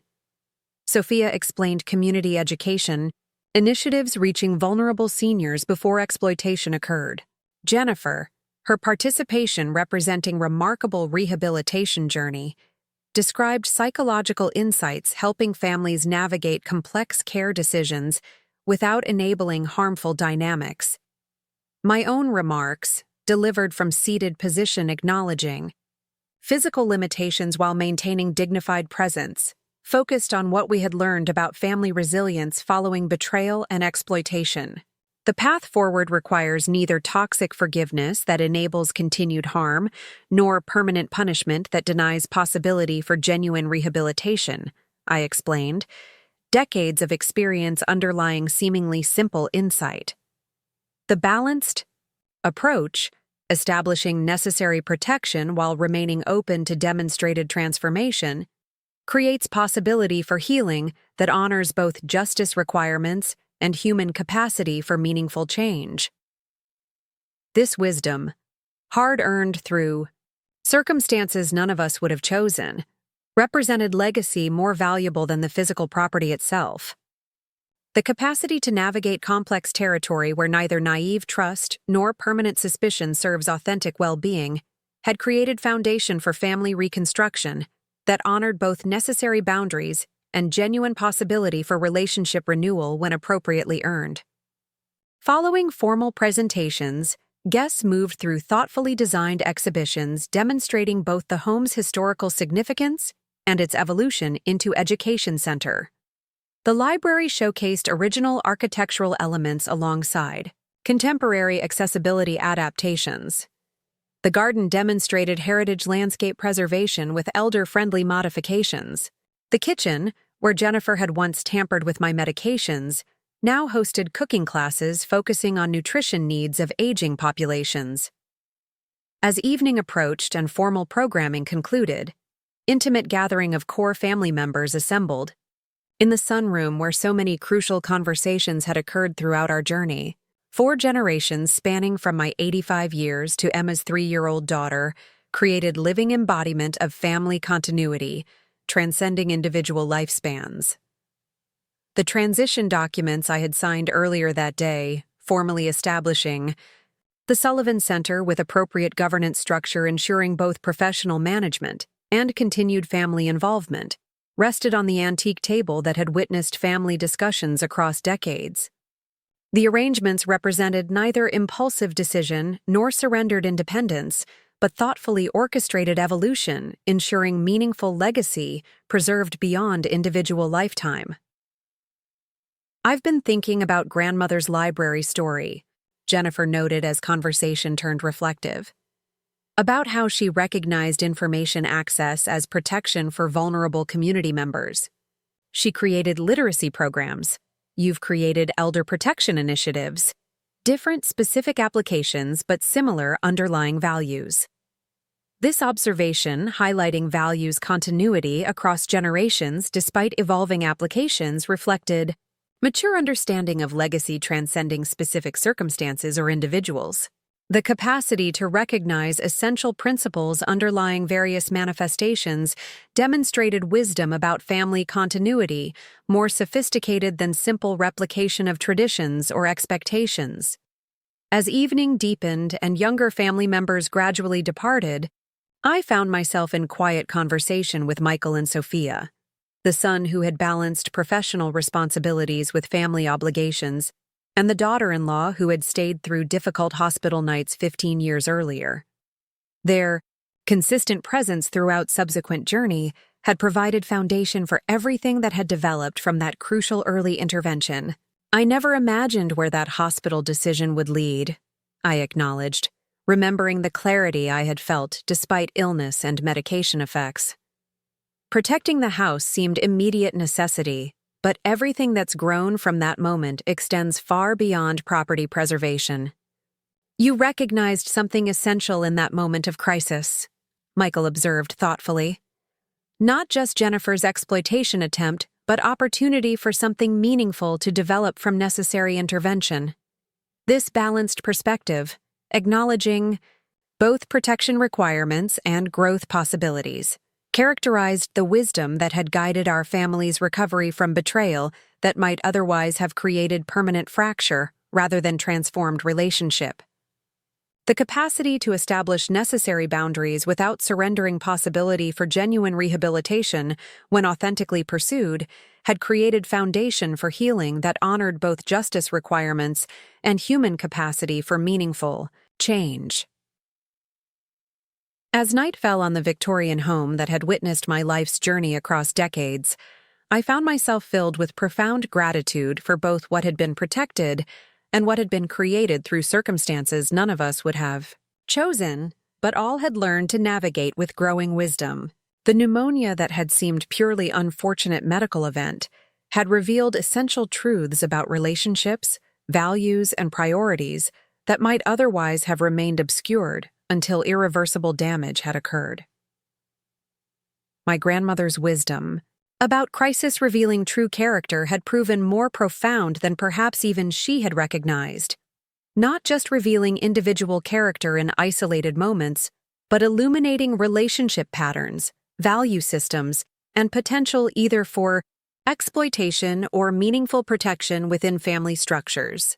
The insight had provided foundation for navigating complex territory where neither naive trust nor permanent suspicion would have served authentic well-being or legacy preservation. The choice made in that hospital room 15 years earlier, changing my will before even being discharged, had created necessary foundation for everything that followed. The daughter who vanished when I was ill, and the daughter-in-law who stayed through the night, had each revealed essential character that guided subsequent decisions with clarity that casual family interactions might never have provided. As I prepared for sleep in the bedroom where generations before me had contemplated their own life journeys, I felt an unusual sense of completion, not finished work or concluded purpose, but integrated understanding of how crisis, response, protection, and healing had created legacy, transcending individual lifespan or material inheritance. The Victorian home that had nearly been lost through calculated deception had become living testament to possibility that even profound betrayal, when met with both appropriate boundaries and genuine opportunity for rehabilitation, could potentially create foundation for transformation, benefiting many beyond those immediately affected by original harm. The Sullivan Center for Elder Well-Being and Protection would continue evolving long after my individual journey concluded, living embodiment of values, relationships, and purpose that transcended personal ownership or control. The transformation had not been entirely planned or orchestrated, but had emerged through responsive engagement with circumstances both chosen and imposed, creating legacy more meaningful than anything I could have imagined while making that crucial decision 15 years earlier. My discharge day choice, made with both clear-eyed assessment and compassionate understanding of human complexity, had preserved not just physical property, but opportunity for family reconstruction that honored both necessary protection and genuine possibility for meaningful transformation when authentically pursued. That balanced wisdom, protecting essential boundaries while remaining open to demonstrated change, represented legacy that would continue guiding future generations facing their own moments of crisis and opportunity long after the specifics of our particular journey faded into family history.